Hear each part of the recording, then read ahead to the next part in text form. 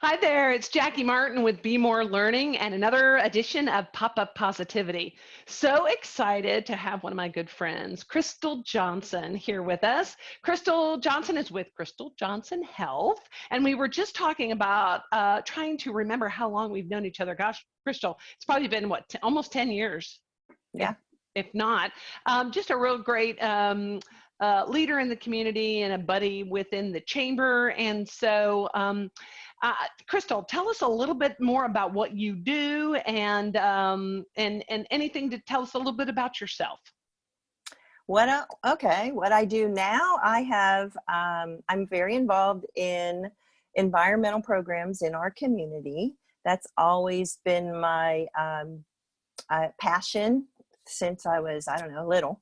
And I also have my Crystal Johnson Health business, and that's gotten me involved in the chamber and in the community even more. And that's how I met you, Jackie.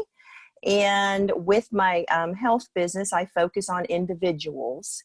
So it is a training, leading people into business, and a help them with their personal health process.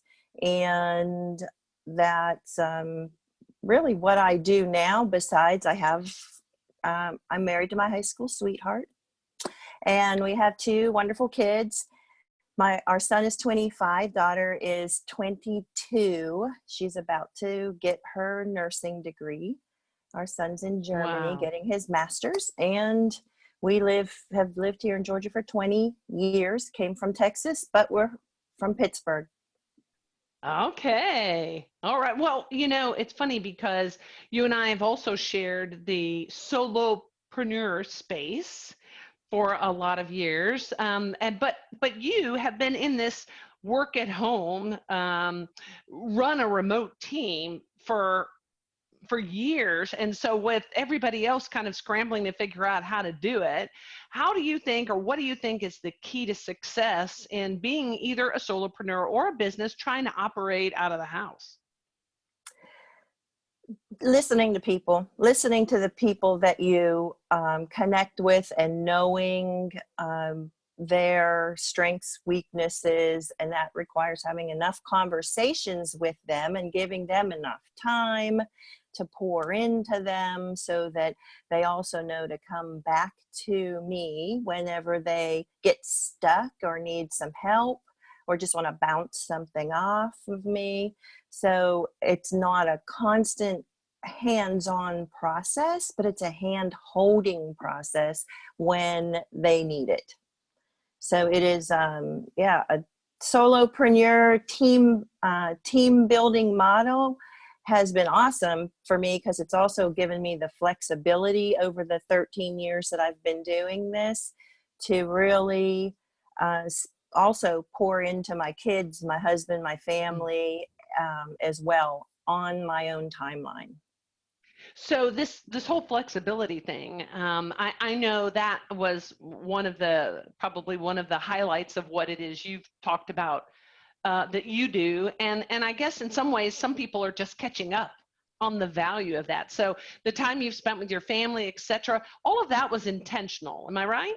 Yes, it was. I was in the corporate world 20 years ago. When we moved here, I made a conscious decision because of actually a marriage encounter weekend that my husband and I went to over Valentine's Day with the church.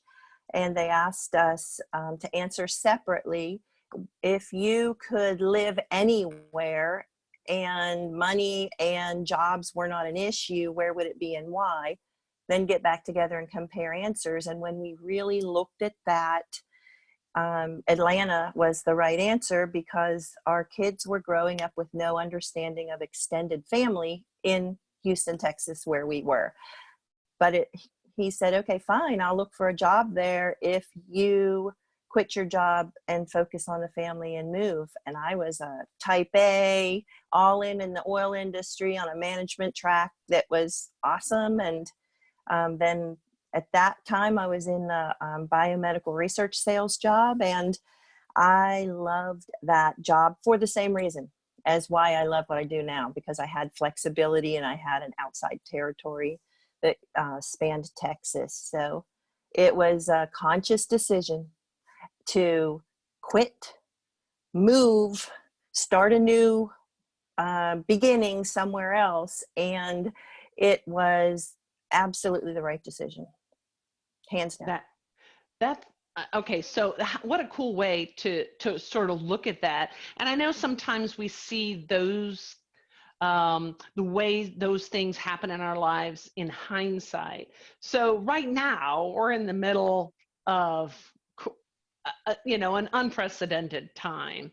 So what about that sort of thought process or mindset are you bringing to the table in your business or in your sort of perspective or attitude now? Well, if I look back over my life, which we can all do, there are times we made big decisions or made changes or had decisions that we didn't know were going to be so big at the time we made them, and they turned out to be. And taking the time to sit back and reflect on that, I think will help a lot if everyone would do that. And it does require some time for reflection. I think most people will see that there have been better outcomes in their life after making a change, because a lot of times when we look at changing something, it's because something isn't right. Mm. And so, like, I pretty much always live that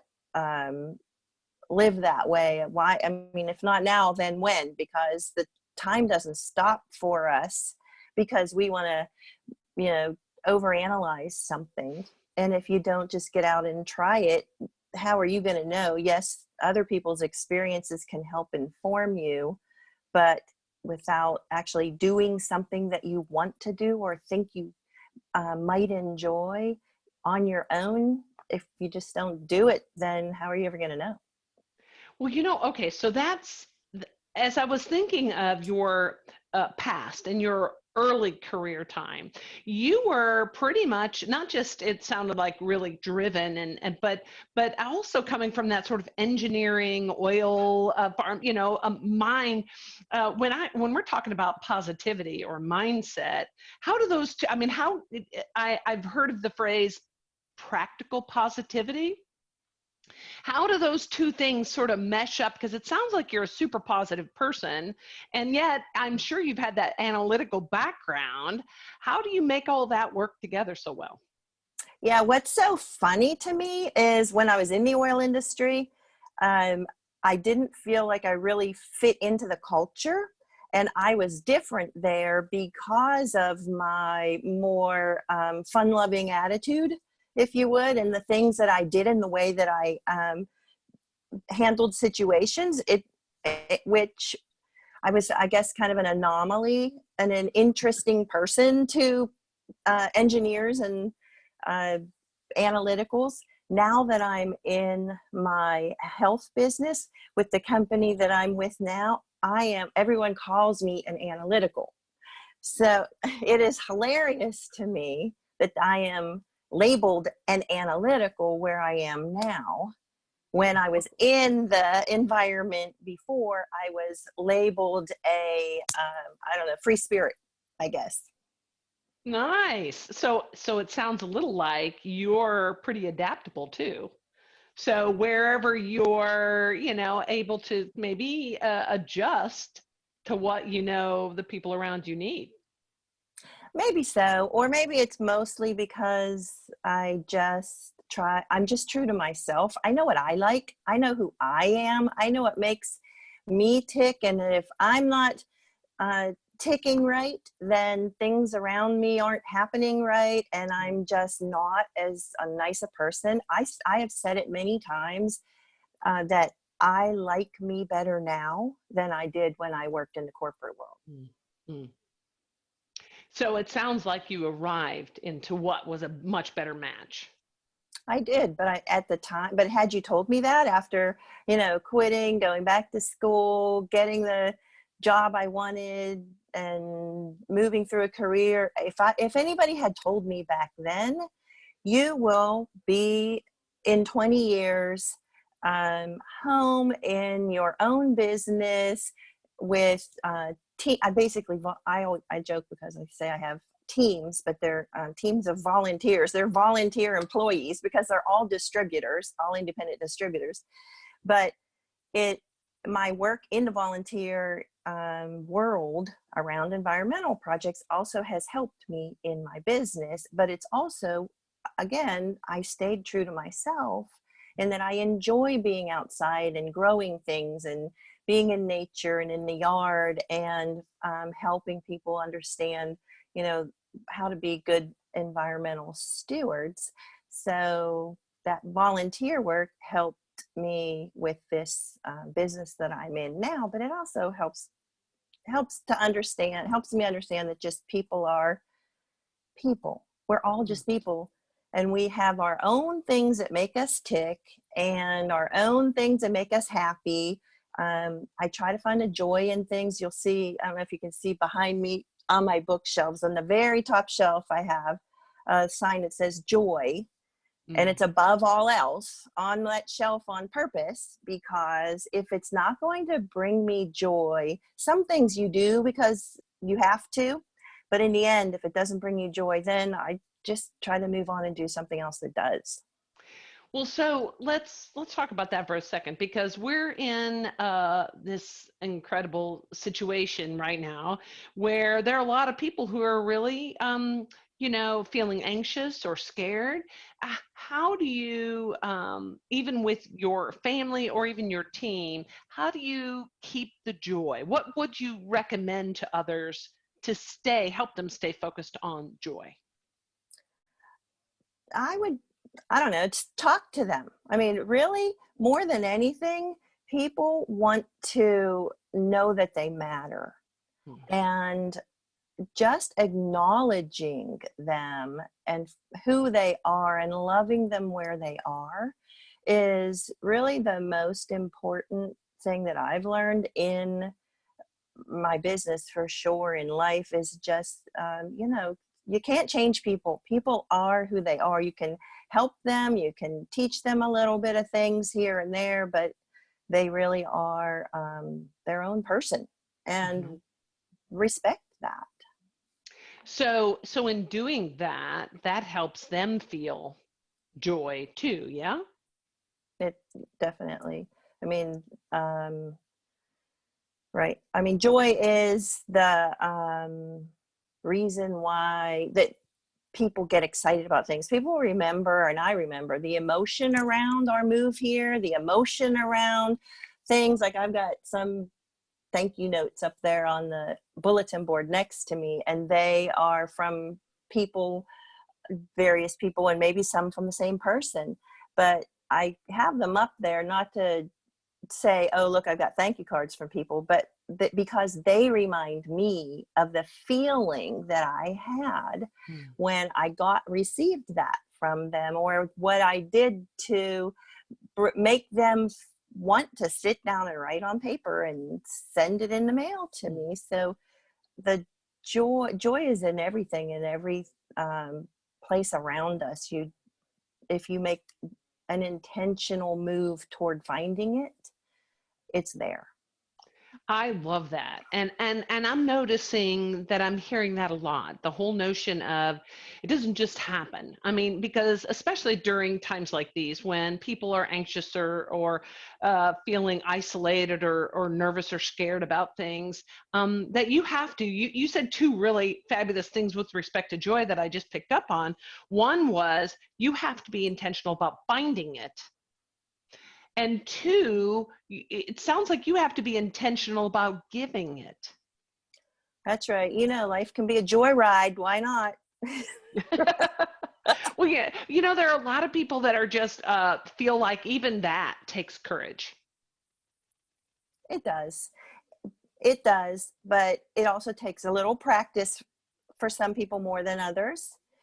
But getting away from negative thinking and negativity and focusing on, we've all heard it, glass half full,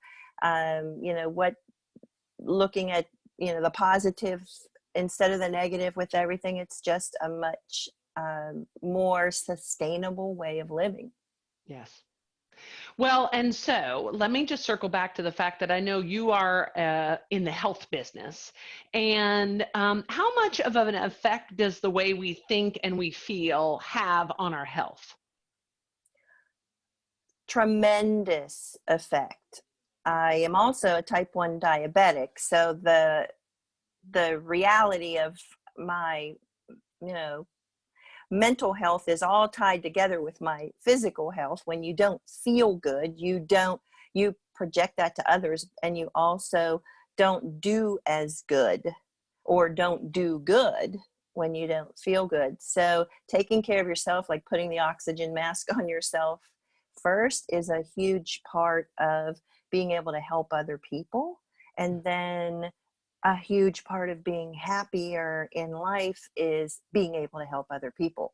So it all runs together and is all complementary and a part of a process of making sure that focusing on the good things in life is the way that you want to be.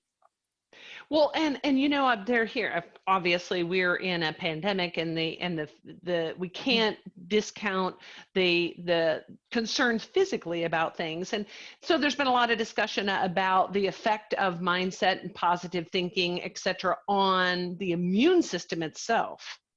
Yes, So I know that's important right now. Yes. it definitely is. I mean, there are lots of cases. If you Google it out there, you can see cases of, people who have really had better outcomes medically, physically, because of their mental state and their attitude toward, I'm just not going to let this beat me. I'm not going to let this get me down.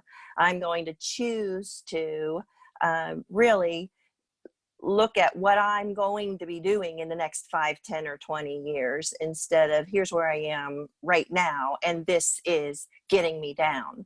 So focusing on a future self in a better place and a happier place is a great way to stay positive. And of course, the analytical in me also knows that there are concrete things that we can do to keep our immune health better, and to keep our physical health better, and our mental health better. And there are things you can do, steps you can take, and it's just logical to do those things. And then they all again come together with the healthy immune system, healthy mental outlook, social outlook, and how you feel when you get hit with the unexpected. Any unexpected, really. Any. Yes. Yeah. Yes. Well, before we get to, I just want to let everybody know, they probably are wondering, what do you distribute? And you are a Shaklee Distributor. And I am. so any of the supplements and different methods and options that you offer to your clients help them with any of these things, yes? Yes. Well, yeah, there are over 200 products that Shaklee for 63 years has been manufacturing themselves here in the United States. The business and the products and the business model have been around that long because they both work. Yes. And I definitely didn't think that I would buy into all of it at the beginning, but it is a cleaner business model than the corporate world I used to be in. And it also helps us to have a lot cleaner living as well, because the products are, all natural, non-GMO, and they don't churn out a bunch of products. They make what people need and what helps them. And people find them online, and it's crazy right now, the explosion I've had in my business. Well, I'm sure people are looking for solutions. Now, before we get to how they can get a hold of you, let me ask one more question. I'm asking this of everybody, and it is a phrase that a friend of mine, a question that she's asked for years, but it really seems to apply even more now. When you hear the phrase or the question, what if it's better? Crystal, what if it's better? What comes to mind for you? That how many times I've asked myself that over the years, and the answer has been so many times, wow, it is better. Um, and if you don't ask the question, you don't know. And if you don't take the steps to find out, you don't know. And you know, it's the whole don't know what you don't know. But I have found over the years that things have been better as I have chosen to try new things and do new things. I mean, why not? Right. Well, and it's funny because we are in a time where we're being, in some cases, forced to try new things, right? And so I think it's not too early to, or maybe it's always appropriate to stop and go, okay, so what, what if this new Yeah, way or new thing is better? right. It, yeah. And I mean, what's the alternative? Sit where you are, or not like what you have, or go try something new or get something better. Love it. Love it. Well, Crystal, tell us how everybody can get a hold of you. Well, you can call me or text me. 678-591-7873 is my phone number. You could go to my online Shaklee site, snoop around. You can contact me through that as well, and that is pws.shaklee.com/crystal, CRYSTAL -clean, because it was all about those natural cleaners for me in the beginning. So, and you can email me at crystaljohnsonhealth@gmail.com. Well, Crystal, we're going to put all that in our information here so that people can have that. Thank you so much, my friend, for spending a little You're time with us. welcome. I You're appreciate it. welcome. Appreciate everybody being here too. Again, this is Jackie Martin with Be More Learning and another edition of Pop-Up Positivity. Hey, enjoy your day.